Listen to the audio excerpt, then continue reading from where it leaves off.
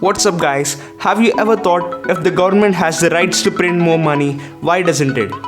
Well, come on, it would make our lives more easier to solve economic problems such as poverty and unemployment. But the truth is, the results would be quite opposite of what you're thinking. To understand why it happens like that, first we need to know about inflation, which works on supply and demand.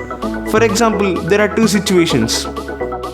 In the first situation, there is a house which costs about 10 lakh rupees and there is no person who wants to buy that house. So the house owner had to decrease the price so that people will come forward to buy. So he decreased the house price from 10 lakhs to 5 lakh rupees. But now in the second situation, there is a similar house which costs about 10 lakh rupees. But now there are 10 people who wants to buy that house. The owner gets confused whom to sell that house. So he decides to sell the house to the person who pays the most. Now the price of the house increased to 20 lakh rupees.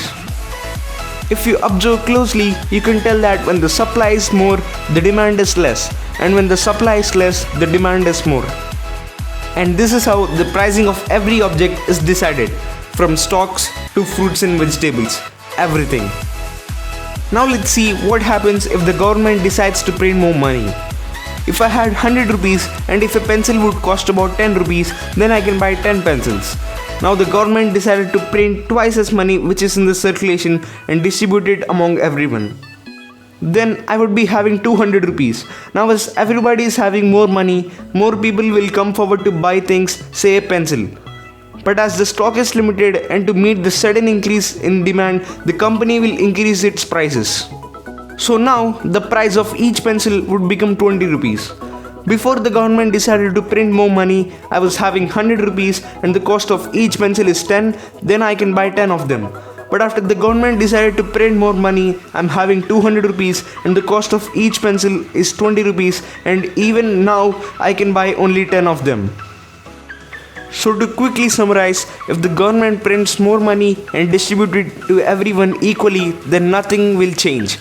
But if the government messes up with distributing the money equally, then the whole country will face serious problems. Which actually happened with the countries like Venezuela and Zimbabwe. Now we'll understand how dangerous inflation can be. In India, the average inflation rate is 7 to 8%. Which means if there is a chocolate which costs 100 rupees this year, the next year it will cost about 108 rupees. For example, John works in a software company. Every year his salary increases by 4% and he is very happy about it. But what the poor John doesn't know is that he isn't even beating the inflation. His salary is growing at 4% but the inflation rate is 8%, which means that he's straight away losing 4% of his income every year. Which means that even if his salary is increasing every year, he's actually losing his money. Oh my god, this is very scary. Are you able to see how dangerous inflation is? It is an invisible demon eating away all your wealth. In the year 2000, the cost of education of MBA for 2 years was 2 lakh rupees and the salary package was 3 lakh rupees per annum. But today, after 20 years, in the year 2020, the average cost of education for the same 2 years has become 20 lakhs.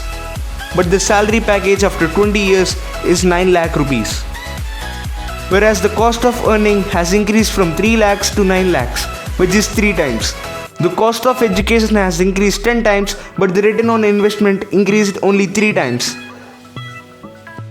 This is what is known as inflation. With the compounding growth rate of 8%, inflation is your major wealth destroyer. So to quickly recap, today in this video, we discussed 3 things. Why doesn't the government print more money? It's because if it does, then all the prices would just skyrocket. Number 2. What is inflation? Inflation works on supply and demand. When the supply is less, the demand will be more. And when the supply is more, the demand will be less.